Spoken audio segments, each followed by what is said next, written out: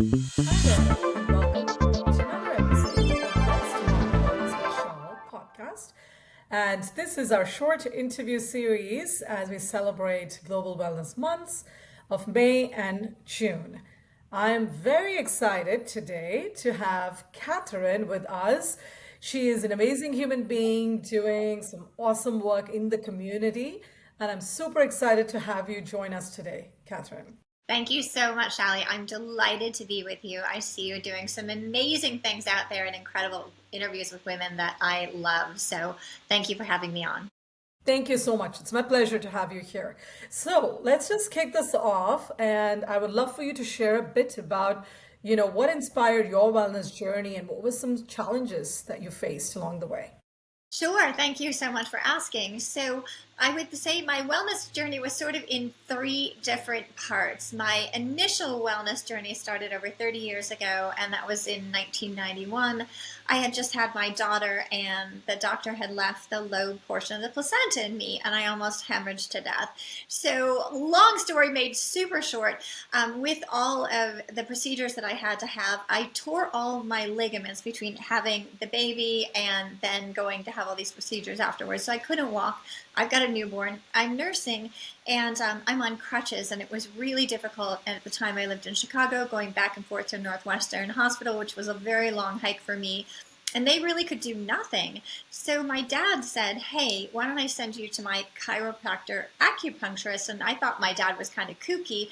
And I was like, okay, what have I got to lose? So I went, and 2 sessions, the crutches were gone. So the medical community could do nothing, and an acupuncturist chiropractor basically had me healed and walking and crutches gone in 2 sessions. So I was like, whoa, what is this? That was really my first experience with really natural wellness, energy healing, and all the things that encompass that. So I'm a geek by nature, so I started doing a deep dive and studying everything I could get my hands on, getting trained as a Reiki master teacher in many different energy healing practices. And then fast forward about another 10 years, and then I had lost a baby. I had to go in and terminate a pregnancy because the baby was dying, which set me down a really, really dark hole, that dark night of the soul. So the first part of this whole thing was really more physical energy healing and natural wellness. And then it took me into a deep dive into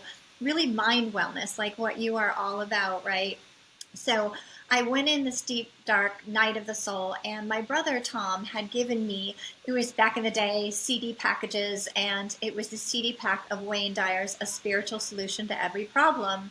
And I had to get up and take my kids to school, and I didn't want to. I really, at the time, I couldn't see a reason for living beyond my children. So I got in the car, popped these CDs in, and Wayne Dyer is this brilliant teacher, obviously no longer here on this earth, but I resonated with everything that he was sharing. Like on some level, it was like a deeper part of myself lit up. And then I took another deep dive in studying all these different teachers that he recommended. I started studying with him, all these different mystics and energy workers and all kinds of things, and really taking a deeper dive into spirituality and mind wellness. So that was sort of the next phase of my wellness journey. And the last phase was Lyme disease. I almost lost my life to late stage Lyme disease. After a year unable to walk, seizures, organs shutting down, near-death experience, here I am. And I took that giant toolbox that I've now amassed for over 30 years, but at the time it was 20 plus years, and I used it to heal myself. So that was the third phase of my natural wellness journey that, continues. And I continue to learn, I continue to heal on different levels. Like now it's more, I guess it's always this mental health thing, right? I call it mind wellness. That's really important to keep our mind healthy and focused on where we want to go. And also energy work is a big part of my health and wellness journey now. And I suppose what else? I mean, I don't focus as much on the physical, but you did ask me like challenges. So we all have challenges. I'm turning 64 in just a few weeks. And so probably my biggest challenge after all this is most likely sleep and balance. So sleep, just as you get older, it becomes a little bit harder. And I think just by virtue of being in a online business as a digital media agency, there's very little disconnection, right? So it's like 7 days a week, pretty much always on. And so it's hard to, shut down and sleep. But then there's also the physical aging things that go with, hormones dropping and all those things that affect our sleep. So I'd say that's one issue that I generally have to do lots of things to be able to get a good night's sleep. And then my next thing would be balance, really self-care, self-love, finding time for those things. So I probably work too much and play too little because my work really is sort of all-encompassing. And so I do my best to carve out time every morning for my morning practice of meditation and gratitude and energy work. I exercise generally daily and I do my cold plunges, but really taking time for just doing something that I love or a self-care routine before I go to bed. Those are the things that I would like to be able to add into my wellness practice. Wow.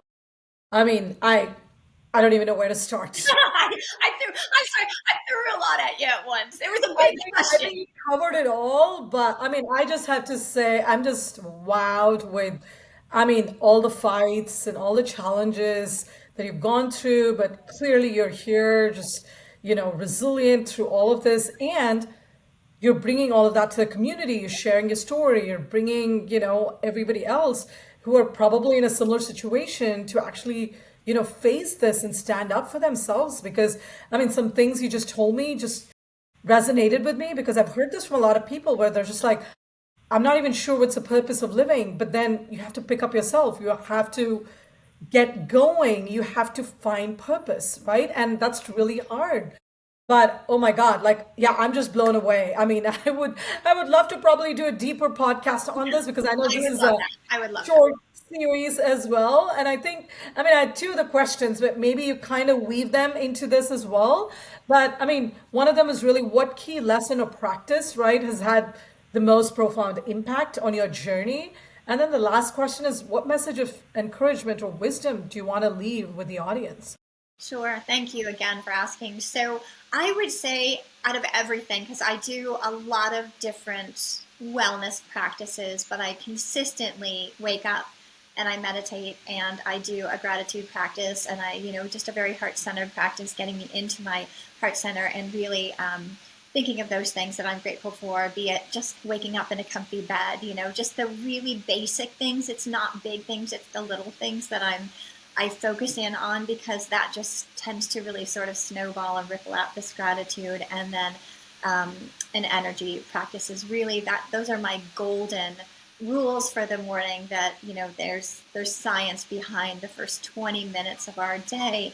And that sets the tone for our day and sets the energy for the day. And so it's shown that 12 hours later, that's really how our day is going to be going, that first 20 minutes. So meditation, if there was only one thing that I could do, because I do tend, I think you know this about me, I am a very high energy person, always have been. And so I have to ground that energy. I can live up here pretty much, but I really need to be grounded and rooted into this present moment. And I need to have space between my thoughts, just really, it helps me so much to not get, kind of wound up and just to be really calm, peaceful, present. I think in the world that we live in right now, there is a lot swirling around. So if I didn't meditate, I think I'd be a crazy person. So that monkey mind would probably never stop. So meditation, meditation, meditation. I have to say, the first time I went on a meditation retreat, it was with David G. It was for a week in Whistler. This is a very long time ago. And I'd been trained in TM, and generally that's what they were teaching. And so after a week of meditation, I came back to LA where I lived at the time, and my friends thought I had snuck away to have plastic surgery. It was that big a difference in how I looked, like the glow you radiate, the peace in my face, just my jaw softening, like everything. So meditation, meditation, meditation. If there's only one thing I could do, and if there's only one thing I could recommend, it would be, even for 5 minutes, meditation is truly life-changing. Love it. Because to everything you just said, first 20 minutes kind of make your day, right? I mean, for me, very similar practice because as soon as I get off from my bed, it's just spending that time in breath work and in just silent seating, meditation, just and over time, it's amazing what that can do to you because, sometimes I'm just like, wow, like 20 minutes is already over. Like, I want to actually sit longer, right? So I love it and I totally can relate to it. So thank you so much, Catherine, for taking this time. And if, any of the viewers want to reach out to you, where would they find you? So I am over on Instagram. You can find me at Catherine Brasso. If you Google Catherine Brasso, you can pretty much find me anywhere. I'll pop up. But I have a global community on Facebook, Forever Fierce, the Ageless Revolution. Obviously, I'm very active on Instagram. I respond to all my DMs. I'm also a teacher on the Insight Timer app. So if you want to find my meditations, I have a course over there that's super popular and wonderful for forgiveness practice, which I think is so important as well. But you can pretty much find me anywhere, and my blog, Catherine Grasso, as well. Love it. And I would have never guessed your age, and I'm sure the audience would have never guessed your age. Thank you so But much. I love the internal glow that actually shows externally, which I think is the most important thing. And I think people miss that. And you So have that too, beautiful Shali. So thank you so much. Thank you for really shining your light and for bringing so many women out there that we get to meet and get to know who are so inspirational and, sharing their wisdom and their life journeys.